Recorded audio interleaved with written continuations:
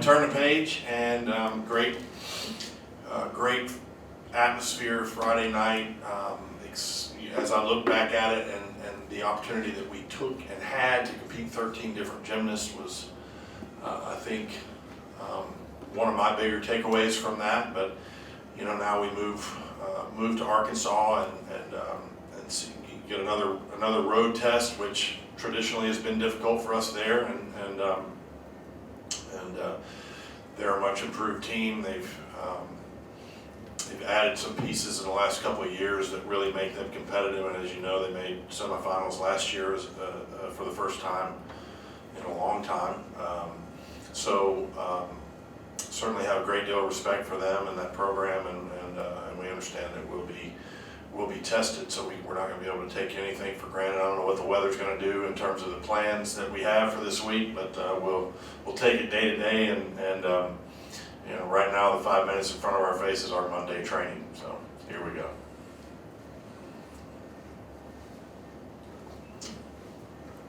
If I remember right, last year at Florida, came down last event, they stuck it and pulled out a nail biter, and you kind of did the same thing this time around. Is that kind of how it worked out? I don't know. You'd have to, Alyssa probably could shed some more light on it.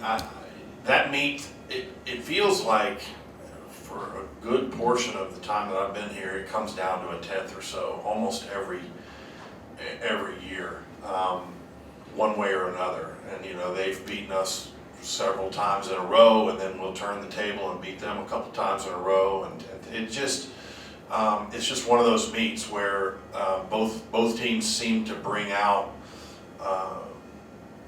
the best competitive spirit in one another. I think early in that meet, both teams were kind of feeling the situation out a little bit. I think it wasn't until the back half of the meet where both teams began to kind of hit their stride a little bit, and eventually it came down to what the final two routines did, one on beam and one on floor.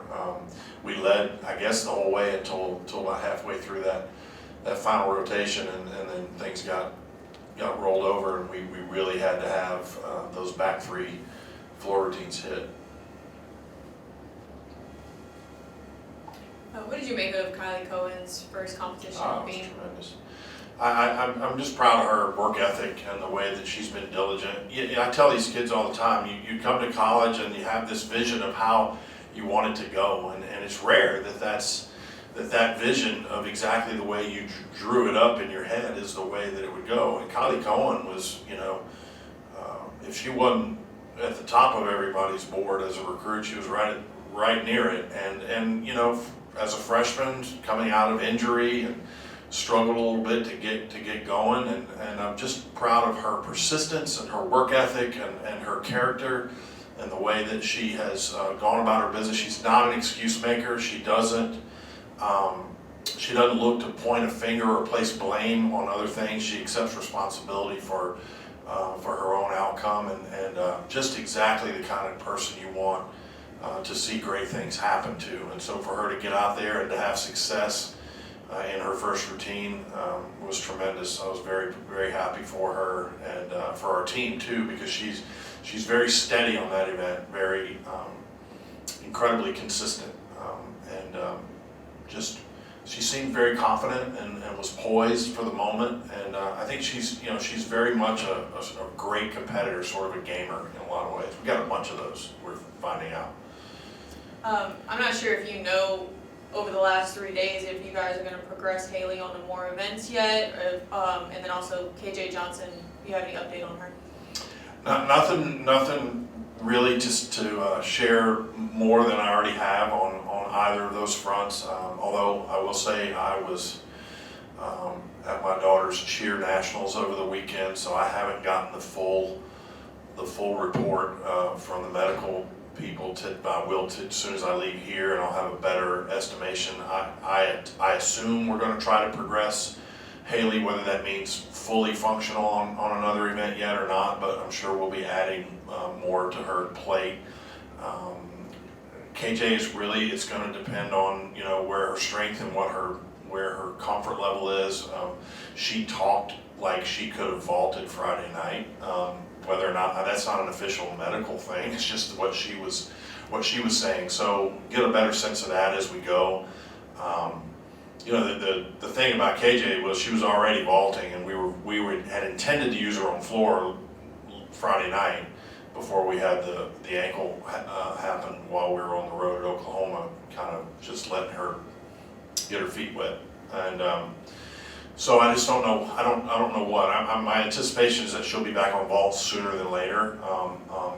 But whether or not she's able to do floor right away, I just don't know, because that's more of an endurance thing.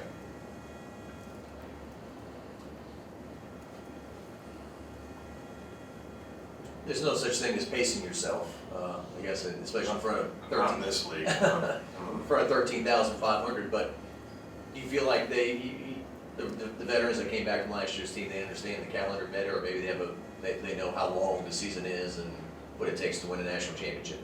Yeah, you know, Jacques, I feel as a coach so far, and you know, the winds of change can always blow, but the entirety of the team seems to have a different level of maturity than what we've had in the past. I don't know if that's as a result of last year. I don't know if that's a result of the people that came back from last year's team, but they seem to be on message. They seem to understand that we're not taking things for granted, that we're not looking in the rearview mirror, and they seem to have a calm confidence about them that we haven't always had around here. That, you know, that there have been years where we were hopeful, but kind of on pins and needles whether it would work, and it just doesn't feel that way. Even in the moments of making mistakes and things, it feels like a calmer, quieter, more business-like confidence than I've seen in quite some time. So we'll see if that bears out for the entirety of the season. But right now, even the freshmen have a very calm confidence about them, and so I'm pleased with that. That eases your mind as a coach as you begin to, as they show that confidence, you become more confident in them, and it lends itself to a little more freedom to make decisions and be conservative when we do have Haley that we're trying to bring back, or KJ, or whatever the case may be, because the others who have gone in those spots have earned our trust. That kind of leads into my question. With 3 meets down, what kind of progress have you seen with the underclassmen performance-wise in the ways they've had to step up? Yeah, I think they've done everything just magnificently. You know, you had Kalia up here today, and when we get her 100% healthy, she's unbelievable athletic. I mean, unbelievable, and she's a special talent, and I you know, I know she probably stays a little frustrated because she's a little limited this year, but she's also insistent that she compete this year, and she's got the heart of a lion when it comes to that. I think she's done things tremendously. I think Lexi's Ice has done things tremendously, just listening to us and letting us pace her a little differently than what she naturally desires. She's naturally sort of a grinder. She loves to work. She just loves to work, and she's had to kind of learn that we're trying to pull back on her just to preserve her and bring her along slowly. And of course, Kaylin has done what Kaylin has done, and that's, you know, that's amazing in and of itself. So I'm super proud of the whole class. Zoe obviously is out still, and probably more frustrated than anybody, just because she sees the success that her teammates are having and her classmates are having, and wants to be a part of that. And that, you know, I keep challenging her to make sure that she stays engaged from a personality standpoint and letting us feel her presence. Same with Vic. You know, Vic took a chance on us. She could have gone other places and maybe seen more action early, but you know, has trusted us to bring her along. She's doing a great job on vault right now, and also on balance beam, and you know, their days will come as we go, but just the way they're going about their business is great. I ask you a variation on the theme of this question every year, but you won your first meet, you know, have the conference standings, you know, got up to a good start, and then Florida loses to you in the standings, but they move up to 3rd in the national rankings, so based on their average. What obviously the average is what it ultimately means the most thing is how you see yourselves in the SEC championship, for example, certainly the nationals. But you have this regular season thing going on, and you know how important is it to try to win every week and to win that title? Well, you know, Scott, it's a balancing act, really, in many ways. We have to. Certainly, we want to win the regular season SEC championship. That's what we're supposed to do. We understand that we want to win championships, and that's the ultimate intention that we have is to win. At the same time, we have to balance that with the understanding of the way our sport is structured, and not allow ourselves to get so result oriented that it clouds our vision about the process that we're going through. And that we got to continue to grow at a pace that is suitable to this team's personnel, this team's circumstances, this team's everything. And so that's where I draw. I don't deny that we want to win a championship. That's never the case. But I also don't look too far off in the future as far as the landscape of things. We try everything we can to stay as present as possible on the task at hand, and right now that is going to Arkansas and putting together a better performance than we just had at home, and that's just where we have to stay. So yes, we want to win the regular season, we want to win the SEC championship when it's in Birmingham, we want to win them all, but we have to do so in a manner that stays local in our mindset to the mile markers that we set in front of us that help get us there. And along the way, we may lose some. I mean, this league is hard to win.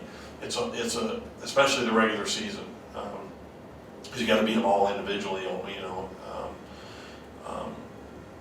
throughout the year, and that's hard to do. It's also hard to win the SEC championship meet because you got to beat them all on the same floor at the same time. There's no home court advantage or crowd favor, although in New Orleans I would argue that we had a favorable crowd situation there last year. But so it's a tightrope to walk mentally in terms of the approach, and it's just about making sure that we don't get result oriented, that we acknowledge what our goals are, but to do so, to accomplish those, the challenge is for us to not get so focused on them that we forget about the task at hand. We'll wrap up right here. I feel like this team is just really consistent and resilient. I mean, putting up high scores week by week, and even when there is like a dip, there's no drop off with the girls behind them. I guess, what do you attribute that to? Is it the 5 minutes in front of your face mantra that you drill into them? Just what do you kind of put that to? I give the credit to them. I think the character of the team. We're not perfect, but we try to adhere to certain standards that are relationship driven. And when you're doing things for those reasons, it sounds crazy. It sounds like a Disney special, the way I talk about it sometimes. But I'm passionate about it, and I believe it. I believe that when they're doing it for the right reasons, and I gave them a quote a while ago. Happiness begins where selfishness ends. And we do everything we can to allay the sort of self-centered or individual ambitions, and to focus solely on the group ambitions and the intentions that we have as a team, because those are shared. It doesn't mean that you don't have personal ambition. It doesn't mean that you don't have things you want to accomplish as an individual, and we acknowledge that too, similar to the question Scott asked me. But the focal point is on the ambition of the team. And when they're doing that, they tend to raise their level. I've seen it happen over and over again, that when someone finds themselves in a role that they didn't think they might be playing, and they're doing it for their teammates, or because a teammate got hurt, and they're trying to,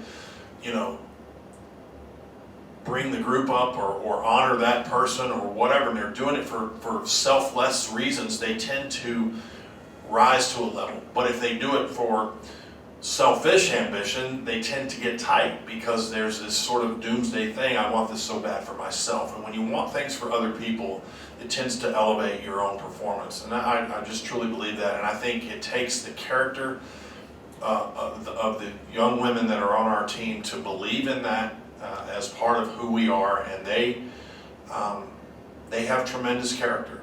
They just do, and I'm a blessed man to be able to coach a group of people, top to bottom, who have the ability to do that. It's extraordinary in today's age to have a group of 20 or 21 young women who can do that the right way for each other. Not perfectly, not all the time, but in general, that's where their heart is, and it shows in the way that they perform when they get an opportunity.